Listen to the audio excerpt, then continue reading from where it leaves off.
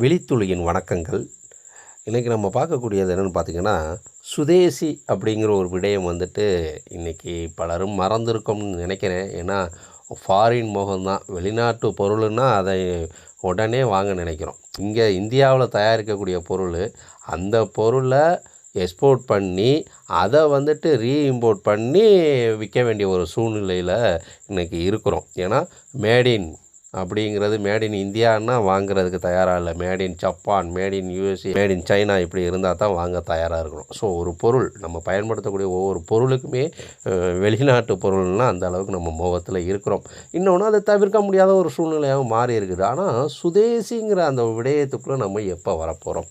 So அப்படி வரக்கூடிய விடயத்தில் இப்போ நம்ம உணவுப் பொருட்கள் சுதேசி நம்ம நாட்டு பொருட்களை வந்துட்டு நம்ம பயன்படுத்துகிறோம் அப்படிங்கிறது ஒரு விடயமாக இருந்தாலும், இப்போ வந்துட்டு டெக்னாலஜி, ஸோ அதில் எந்த அளவிற்கு நம்ம முன்னேற்றம் அடைஞ்சிருக்குது அப்படிங்கிறது, நம்ம வந்துட்டு வேலை செய்வதில் தான் ஒரு வெளிநாட்டில் போய் வேலை செய்வதும், வெளிநாட்டு கம்பெனிக்கு நம்ம வேலை செய்வதும் நம்மளோட சர்வீஸை தான் நம்ம வந்துட்டு கொடுக்குறோமே தவிர, நம்மளுடைய நம்மளுடைய டெக்னாலஜியை எந்த அளவிற்கு வந்துட்டு உலகறிய செஞ்சுருக்கிறோம் அப்படிங்கிறது இருக்கு இல்லையா? அதில் பெரிய அளவிற்கு வந்து நம்ம சாதித்தோமா அப்படிங்கிறது. இப்போ நம்ம இந்தியாவை சேர்ந்தவர்கள், அதுவும் தமிழ்நாட்டை சேர்ந்தவர்கள் வந்துட்டு வெளிநாட்டில் வந்து பெரிய அளவில் ஒரு கம்பெனியில் சிஓ அளவில் இருந்தால் நமக்கு எவ்வளோ பெருமையாக இருக்குது. நம்ம நாட்டை சேர்ந்தவர், நம்ம தமிழன் அப்படின்லாம் நம்ம எவ்வளோ பெருமையெல்லாம் பேசுகிறோம்.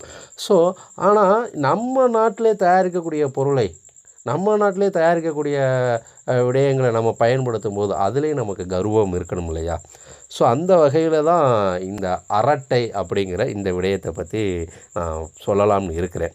இதில் வந்துட்டு சில குற்றச்சாட்டுகள்லாம் சிலர் சொல்லிகிட்டு இருந்தாங்க. எண்ட் டு எண்டுங்கிற அந்த இது இல்லை, வாட்ஸ்அப்பில் இருக்கிற போல் இல்லை அப்படிலாம் சொன்னாங்க.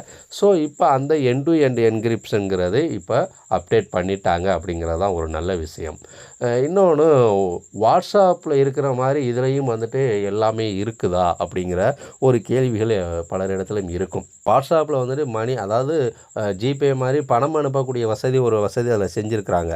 ஆனால் இதில் வந்துட்டு அது இல்லை. ஆனாலும் பார்த்திங்கன்னா இதில் டேரெக்டாக ஒன் டு ஒன்று நம்ம வந்துட்டு வாட்ஸ்அப் போல் மெசேஜ் அனுப்புகிறதா இருக்கட்டும், குரூப்பு மெசேஜ் அனுப்புகிறதா இருக்கட்டும், சேனல் தனியாக நமக்குன்னு ஒரு சேனலை உருவாக்கி அந்த சேனலை வந்துட்டு ப்ரொமோட் பண்ணுற விஷயங்களாக இருக்கட்டும், இது எல்லாமே வந்துட்டு இதில் அழகாக கொடுத்துருக்குறாங்க. அதே போல் பார்த்திங்கன்னா ஸ்டேட்டஸ், வாட்ஸ்அப்பில் எப்படி ஸ்டேட்டஸுங்கிற ஒரு விடயத்தை வந்துட்டு பொதுவாக இன்றைக்கி அது ஒரு மோகமாக இருக்குதோ அந்த வகை இந்த அரட்டை ஆப்லேயும் வந்துட்டு இருக்குது. இன்னொன்று கால் பேசுகிறது, அது வந்துட்டு வீடியோ கால் முதற்கொண்டு இதில் பேசுகிறதுக்கான அந்த வாய்ப்பும் வந்துட்டு இதில் கொடுக்கப்பட்டிருக்குது. இதில் குரூப் காலாகவும் இதில் பேசலாம். இன்னொன்று மீட்டிங், இந்த மீட்டிங் வந்துட்டு இது வாட்ஸ்அப்பில் இல்லாத ஒரு விடயம். இதுக்கு வந்துட்டு இந்த எப்போ மீட் பண்ணுறது அப்படிங்கிற அந்த விட இருக்கட்டும், அதுக்கான ஜாயின் இதாக இருக்கட்டும், அடுத்து ஷெடியூல் போட்டு அதை வச்சுக்கிறதா இருக்கட்டும், இப்படியான அந்த விடயம் வந்துட்டு இதில் கொடுக்கப்பட்டிருக்கு. இது வந்துட்டு தனியாக வந்துட்டு கூகுள் மீட் அப்படிங்கிற ஒரு விடயம் இருக்கும். ஆனால் இங்கே வாட்ஸ்அப்லேயே அந்த விடயங்கள்லாம் இதில் கொடுக்கப்பட்டிருக்குது. ஸோ இப்படி இதில் வாட்ஸ்அப்பில் இருக்கக்கூடிய அதே விடயங்கள் அதே நேரத்தில் ரொம்ப சூப்பர்பாக வந்துட்டு இப்போ ஒவ்வொரு விடயத்துலையும் இருக்கக்கூடிய சிக்கல்களை சரி பண்ணிட்டு வர்றாங்க. இன்னொன்று, நம்மளை அறியாமலே நம்மளுடைய தகவலை வந்துட்டு ஒவ்வொரு இடத்துலையும் பரிமாறக்கூடிய விடயங்கள் இருக்குது. இப்போ நீங்கள் வாட்ஸ்அப்பில் ஒரு விடயத்தை நீங்கள் பதிவு பண்ணுறீங்க அப்படின்னா, ஒரு விடயம் தேவைன்னு நீங்கள் வந்துட்டு அதில் வந்துட்டு அப்டேட் பண்ணீங்க அப்படின்னா, அது அப்படியே என்னென்னா அடுத்த இப்போ ஃபேஸ்புக்காக இருக்கட்டும், இன்ஸ்டாகிராமாக இருக்கட்டும், இதெல்லாம் மீட்டுங்கிற விடயத்தில் அப்படியே அது வந்துட்டு சுழற்சியாக எல்லா பக்கமுமே அந்த தகவல் வந்துட்டு பகிரப்படுது. அது நம்மளே கொடுத்த விடயமாக கூட இருக்கலாம். ஆனால் நம்ம கொடுக்க வேணாம்னு நினைக்கிற விடயமும் நமக்கு தெரியாமலே அது போகக்கூடிய விடயமாகவும் இருக்குது. ஸோ அப்படிலாம் வந்துட்டு ஒவ்வொரு விடயத்துலையுமே சரி தவறுங்கிறது இருக்குது. இதில் இந்தியா சுதேசி நம்ம நாட்டுடைய, அதுவும் தமிழ்நாட்டை சேர்ந்த ஒரு ஜோகோ நிறுவனம் வந்துட்டு இந்த அரட்டைங்கிற ஒரு ஆப்பை வந்து உருவாக்கி கொடுத்துருக்குறாங்க. இது வந்துட்டு ப்ளே ஸ்டோர்லேயே நீங்கள் எங்கே வேணாலும் இருக்கலாம், எந்த நாட்டில் வேணாலும் இருக்கலாம். ப்ளே ஸ்டோர்லேயே நீங்கள் டவுன்லோடு பண்ணி நீங்கள் இதில் வந்துட்டு இந்த ஆப்பை வந்துட்டு வாட்ஸ்அப் போல் யூஸ் பண்ண முடியும். ஸோ நல்ல ஒரு ஆப்பு தான். இதை நீங்கள் பயன்படுத்துங்க. ஏன்னா இது நம்ம நாட்டோடைய ஒரு விடயம். ஸோ இந்த இதை வந்துட்டு நம்ம பயன்படுத்தலாம். நம்ம தான் என்கரேஜ் பண்ணணும். இதிலலாம் அரசியல் அப்படிலாம் பேசி, ஏன்னா எல்லாருமே ஏதோ ஒரு அரசியல் சார்ந்து இருக்கக்கூடியவங்க தான்.